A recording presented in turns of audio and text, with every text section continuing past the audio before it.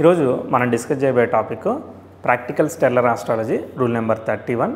ఇది మీనా టు నాడీ ఆస్ట్రాలజీ సంబంధించినవన్నీ కూడా మనం డిస్కస్ చేస్తున్నాము. మీరు ప్లేలిస్ట్ ఏరియాకి వెళ్ళినట్లయితే ఆర్వీఐ తెలుగు యూట్యూబ్ ఛానల్లో అన్ని ఫండమెంటల్స్ మీనా టు నాడీ గురించి మనం మాట్లాడున్నాము. తర్వాత ఒక కేస్ స్టడీ, ఒక బర్త్ చార్ట్ మీద పిఎస్ఏ రూల్స్ను ఫండమెంటల్స్ ఆఫ్ నాడీ ఆస్ట్రాలజీ వాడి మీనా టు నాడీ ఆస్ట్రాలజీ వాడి ఎలా చెప్పాలనేది ఎక్స్ప్లెయిన్ చేస్తున్నాను. ఒకసారి చూడండి. మీకు అర్థం కాకపోతే మళ్ళీ నాకు కామెంట్ చేయండి, మనం డిస్కస్ చేసే ప్రయత్నం చేద్దాం. ఈ రూల్లో రాఘవాచారి గారు, author of the practical stellar astrology book ఏదైతే ఉందో, ఏం చెప్తున్నారు మీనా టు నాడీలో, ఈ రూల్ని మనం ఎలా 31 ప్రిన్సిపల్ని ఎలా వాడుకోవచ్చు అనేది చూసే ప్రయత్నం చేద్దాం.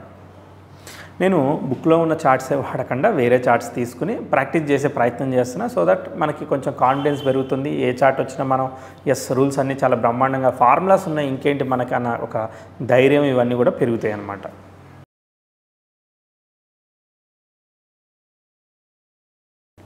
శని ఆయుకారకుడు కదా, సో డెత్కి వీటన్నిటికీ కూడా కారకుడు. సో శని కనుక ఇంపార్టెంట్గా డెత్ ఎప్పుడైనా వచ్చింది మీరు వెరిఫై చేస్తారంటే ఖచ్చితంగా శని యొక్క ఇన్వాల్వ్మెంట్ ఉంటుంది. యముడు ఈ డెత్కి అధిదేవత. భరణి నక్షత్రం అనేది డెత్కి సంబంధించి మనకి భరణి యముడి యొక్క నక్షత్రమే అనమాట. సో ఎనీవే ఈ రూల్ ఏం చెప్తున్నారంటే శని ఖచ్చితంగా ఆయుకారకుడు కాబట్టి డెత్ అనే పారామీటర్ ఎప్పుడైతే వస్తూ ఉంటుందో ఎవరి యొక్క లైఫ్లో కావచ్చు, అది పేరెంట్స్ కావచ్చు, మదర్, ఫాదర్, ఇంకెవరైనా కానీ క్లోజ్ అసోసియేట్స్ వచ్చినప్పుడు మన చార్ట్లో అబ్జర్వ్ చేస్తే ఖచ్చితంగా రిలవెంట్ హౌజెస్కి కనెక్ట్ అయి ఉంటుంది. అంటే రిలవెంట్ హౌజెస్ అంటే ఏంటిది, మళ్ళీ మనకు ఆయన డీటెయిల్గా చెప్పనవసరం లేదనమాట. మనకి పీజీ లెవెల్లో చెప్తున్నారనమాట. మళ్ళీ ఏబిసిడీలు చెప్పినట్టు చెప్పనవసరం లేదు. డెత్ని ఎప్పుడైనా ఒక చార్ట్లో వెరిఫై చేయడానికి మనము మారక స్థానాన్ని పరిశీలించాలి, అలానే బాధక స్థానాన్ని పరిశీలించాలి, అలానే చతుర్థాన్ని పరిశీలించాలి. నేను ఈ చార్ట్ మీద అనాలిసిస్ కూడా రాశాను, డిస్క్రిప్షన్లో కూడా పెడతాను, ఒకసారి మీకు చూపిస్తాను, చూడండి.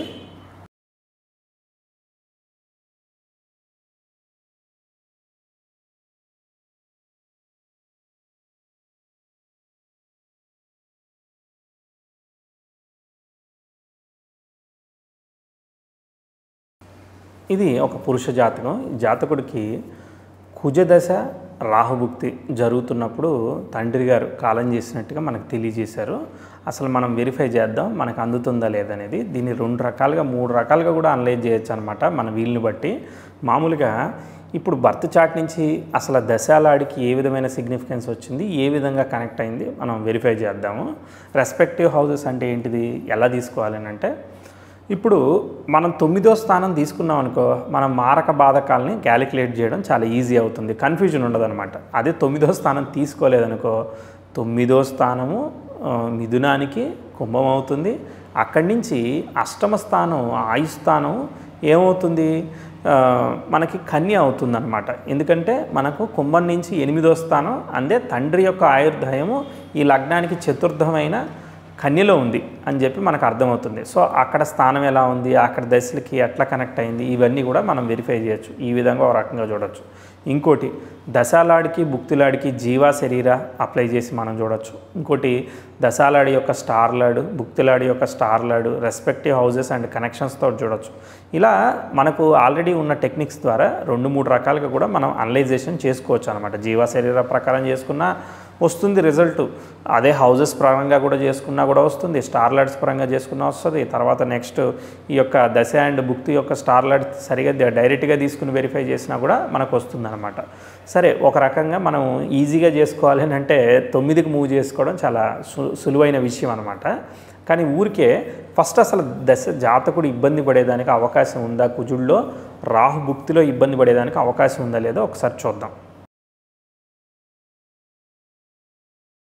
కుజుడు మిథున లగ్నానికి 6వ లాభాధిపతి పాపి రవి నక్షత్రంలో ఉన్నాడనమాట.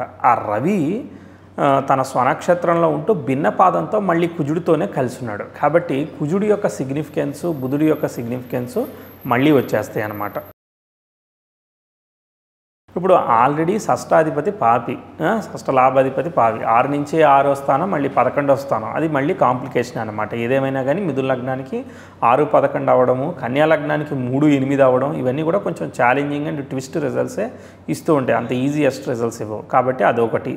అందులోనూ మార్స్ యొక్క స్టార్ లార్డ్ సన్ అయ్యి మళ్ళీ సన్ మార్స్తో కలిసినప్పుడు మార్స్ సిగ్నిఫికెన్స్ చాలా క్లియర్గానే వచ్చేస్తూ ఉంటుంది అనమాట దశలో. ఆయన అష్టమం తృతీయంలో ఉన్నాడు, మళ్ళీ షష్టాధిపతి అయ్యాడు. మళ్ళీ ఆయుకారకుడైన శని భిన్న పాదంలో వచ్చి ఈ యొక్క కుజుడిని, బుధుడిని, రవిని వీళ్ళందరినీ కూడా, ఎందుకంటే రవి వెనక్కి వస్తాడు భిన్న పాదంలో, శని ముందుకు వస్తాడు ఎందుకంటే మృగశిరలో ఉన్నాడు కాబట్టి.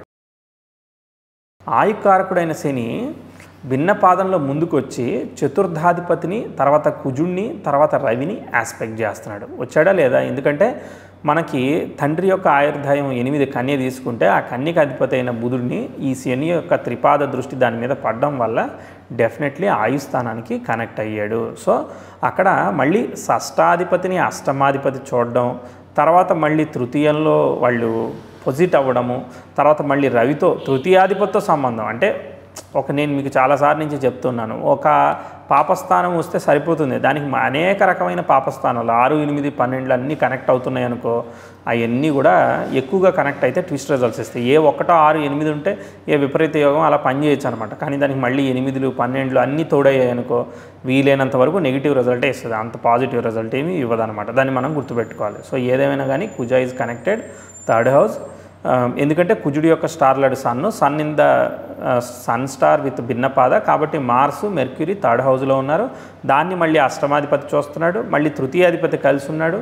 వీళ్ళందరి కాంబినేషన్ని మరి ఇక్కడ సింహంలో బుధ అండ్ కుజ ఎవరు బలంగా ఉన్నారు సింహంలో అంటే, కుజుడు ఎప్పుడైతే మనకి బుధుడిని వరుస క్రమంలో లాస్ట్లో చెప్తాం. So Kuja is aspected by 10th lord of Jupiter అవడం వల్ల కుజుడు దిగ్బలాన్ని పొందాడు. అంటే మనకి ఏదైతే నెగిటివ్ రిజల్ట్ ఇద్దామని డిసైడ్ అవుతుందో ప్లానెట్, అదే దిగ్బలాన్ని పొందితే దానికి బలం ఎక్కువ అవుతుంది కదా, నెగిటివ్ రిజల్ట్స్ మరింత ఎక్కువగా చేసేదానికి అవకాశం ఉంది. కాబట్టి కుజ దశ కొంచెం ట్విస్ట్గానే ఉండేదానికి అవకాశం ఉంది. సో ఆయనకి 6, 8, 12 దుస్థానాలతో, ఎందుకంటే 12లో ఉన్న శని కూడా చూస్తున్నాడు అనమాట.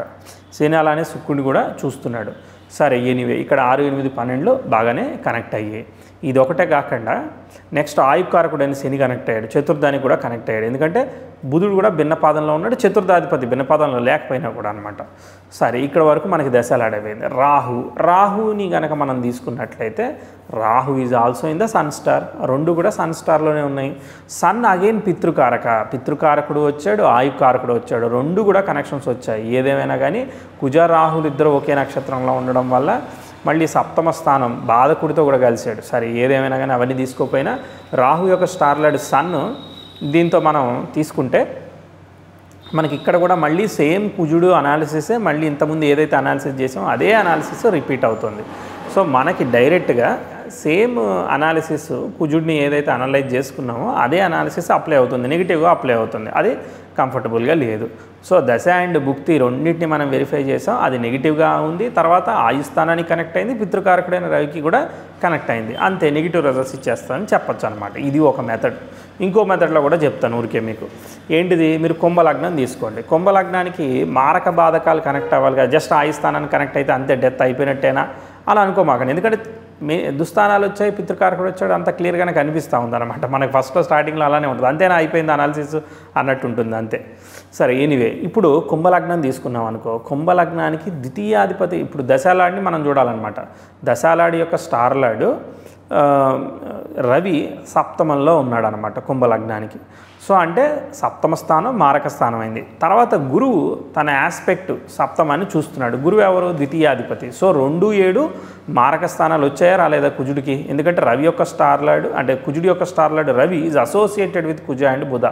So Budha is 8th lord అనమాట మళ్ళీ. సో వీళ్ళందరికీ కూడా ఆయుస్థానంతో కనెక్ట్ అయింది. మళ్ళీ శని తన త్రిపాద దృష్టితో చూస్తున్నాడు. సో లగ్నాధిపతి కుంభలగ్నానికి, కానీ అక్కడ ఆయుష్ కారకుడు కూడా అయ్యాడు కదా. So Shani is aspecting the Kuja and Budha and ఈ రవిని కూడా చూస్తున్నాడు. ఈ కాంబినేషన్ని మళ్ళీ గురువు కూడా చూస్తున్నాడు. సో మారక స్థానము. నెక్స్ట్ మిగిలింది ఏంటిది? బాధక స్థానం అనమాట. సో కుజుడి యొక్క అంటే శని ఈజ్ ఆల్సో ఆస్పెక్టింగ్ ద మన శుక్రుడిని ఆస్పెక్ట్ చేస్తున్నాడు, బాధకుడిని ఆస్పెక్ట్ చేస్తున్నాడు. ఇంకోటి చూడండి, కుజుడికి లేకపోయినా కూడా రాహువు ఇన్ భిన్నపాద ఈజ్ కనెక్టెడ్ టు ఏంటిది మళ్ళీ శుక్రుడు ఈజ్ ఆల్సో ఆస్పెక్టింగ్ రాహు అనమాట. సో రాహు యొక్క స్టార్ లార్డ్ రవి అవుతున్నాడు. ఆ రవిని తర్వాత శుక్రుడిని ఇద్దరిని కూడా మనకి శని తన త్రిపాద దృష్టితో చూస్తున్నాడు అనమాట. ఏదేమైనా కానీ రెండిటి యొక్క కనెక్షన్ కూడా మనకి ఇక్కడ కనెక్షన్ అవుతుంది. ఈ శనికి భిన్నపాదంతో కనెక్షన్ వచ్చింది. శని శుక్రుని చూడడం వల్ల 9వ స్థానం బాధక స్థానం కనెక్షన్ వచ్చింది. అందులోనూ చతుర్థం యొక్క కనెక్షన్ కూడా మనకి రావాలన్నమాట. సో చతుర్థాధిపతి కూడా శుక్రుడే అవుతున్నాడు, చతుర్థ భాగ్యాధిపతి శుక్రుడే అవుతున్నాడు. కాబట్టి ఇక్కడ శనికి శుక్రుడితో కనెక్షన్ వస్తూ తర్వాత ఈ ఆస్పెక్ట్, ఈ కాంబినేషన్ ఆఫ్ ఆస్పెక్ట్ ప్లానెట్స్ ఏవైతే ఉన్నాయో ఈ యొక్క కుజ అండ్ బుధ అండ్ రవిని గురువు చూడడం అంటే మారక బాధక స్థానాలు క్లియర్గా కనెక్ట్ అవుతున్నాయి కదా. ఆయుకారకుడు కనెక్ట్ అవుతున్నాడు కదా, రవి నక్షత్రం ద్వారా కనెక్ట్ అవుతుంది కదా. ఇవన్నీ కూడా మనకి డెత్ని క్లియర్గానే సూచిస్తున్నాయి. నేను రాసిన అనాలిసిస్ కూడా చూపించాను కదా, నేను డిస్క్రిప్షన్లో కూడా పెడతాను, చూడండి.